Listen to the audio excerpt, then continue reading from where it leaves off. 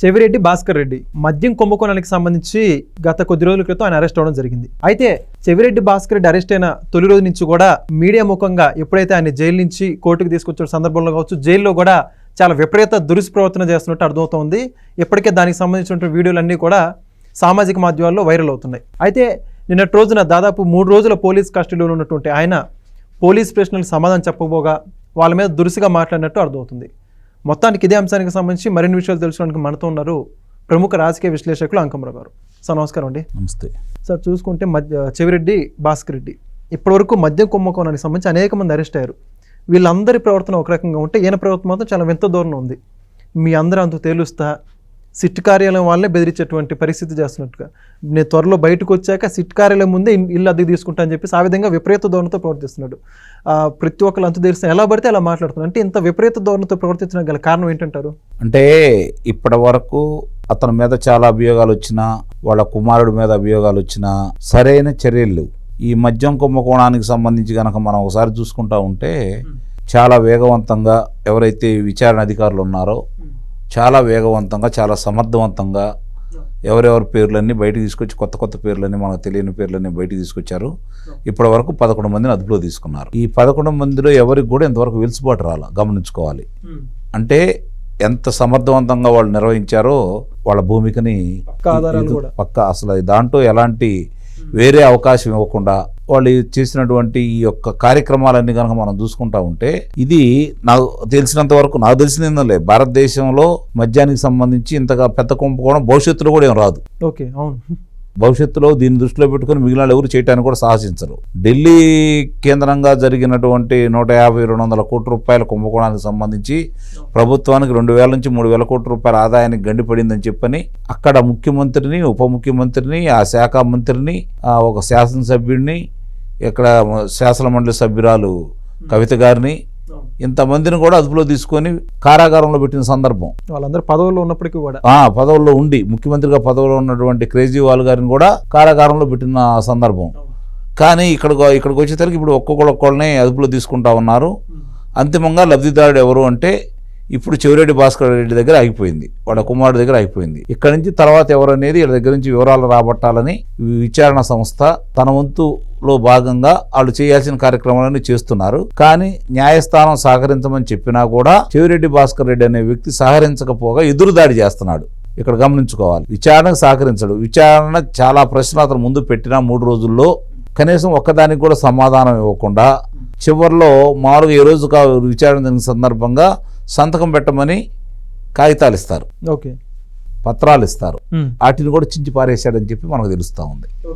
అలాగే బయట అంటే ప్రసార మాధ్యమాలతో కావచ్చు, అక్కడ ఉన్నటువంటి అప్పుడు ఆయన ప్రవర్తిస్తున్న తీరు, లోన నుంచి బయటికి వెళ్ళేటప్పుడు కానీ, బయట నుంచి లోనకి వెళ్ళేటప్పుడు కానీ, ఆ వాహనం ఎక్కే మధ్యలో అతను ప్రవర్తించిన తీరు, అట్లా మాట్లాడే విధానం చూసుకుంటా ఉంటే అసలు ఏంటి ఇతనికి ధైర్యం అనే అనుమానాలు కూడా రోజు రోజుకి బలపడతా ఉన్నాయి. అదే కదా, అంటే మళ్ళీ అధికారంలోకి వస్తాం, మీ అంతు చూస్తాం, మీ కార్యాలయం ముందే నేను నివాసం ఉంటాను, మీ సంగతి తెరుస్తాను అని చెప్పని, అలాగే కారాగారంలో అతను ఉండే చోట కాలితో దాటి తలుపులు దండటం, లేదంటే వంట చేసే వంటగదిలోకి వెళ్ళటం, అవన్నీ కూడా ఒక్కొక్క అంశాలు బయటకు వస్తూ ఉంటే చాలా విచిత్రంగా ఉన్నాయి. ఇప్పుడు అక్కడ ఉన్నటువంటి ఎవరైతే ఆ చూసే అధికారి ఉన్నారో ఆయన నాకు బంధువు లేకపోతే స్నేహితుడు అని చెప్పుకుంటా ఉంటే ఆయన కూడా మందలించారని చెప్పని మనకి వినిపిస్తూ ఉన్నాయి. అంటే అసలు ఆ విధంగా అంత ఉన్మాదంగా ఎందుకు ప్రవర్తిస్తున్నాడు, ఆ అవకాశం ఎందుకు కలగజేస్తున్నారు అనేది చాలా మంది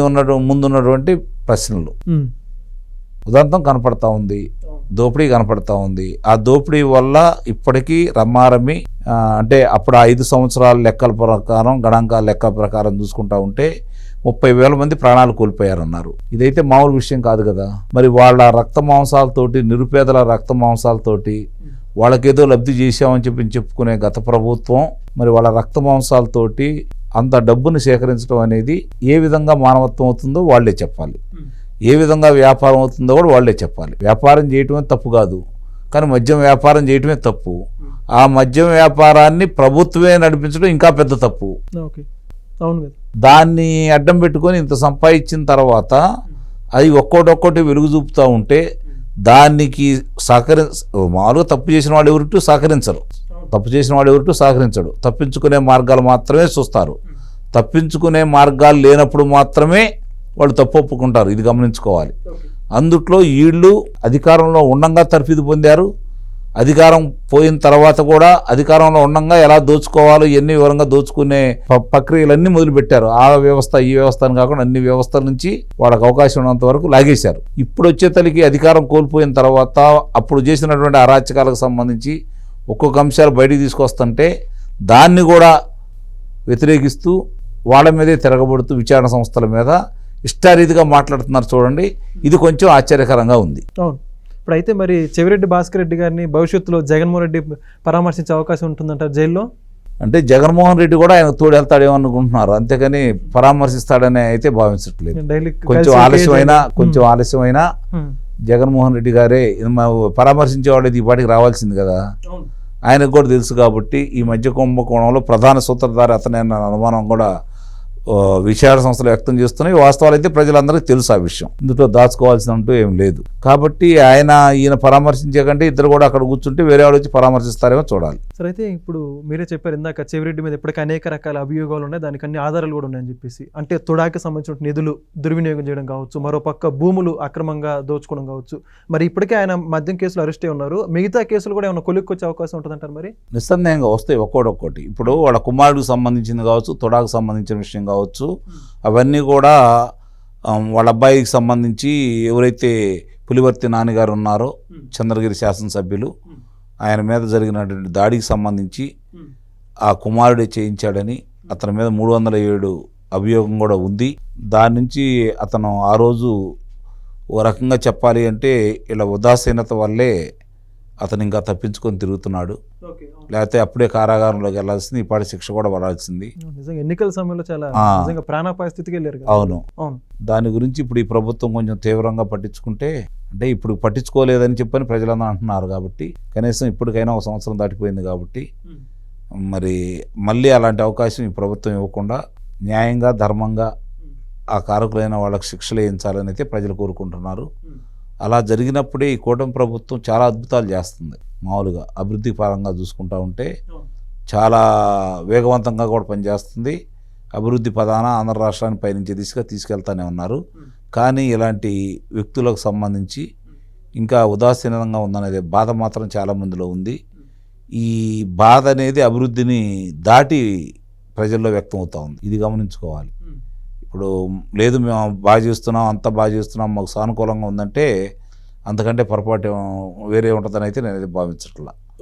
ఎందుకంటే ఇన్ని జరుగుతున్న తర్వాత కూడా ప్రభుత్వం దాని గురించి తీవ్రంగా ఆలోచించకుండా చెవిరెడ్డి భాస్కర్ రెడ్డి లాంటి వ్యక్తుల్ని అదుపులో తీసుకోకుండా ఉదాసీనంగా కనుక వ్యవహరిస్తే దాని ప్రభావం మాత్రం రాబోయే ఎన్నికల్లో పడుతుందని అయితే మాత్రం నిస్సందేహంగా చెప్పగలను. ఓకే, మరి ఇలా కుమారుడు మోహిత్ రెడ్డి పరిస్థితి ఏంటంటారు? ఇప్పటికే ఆయన విచారిస్తున్నట్టు అర్థమవుతుంది.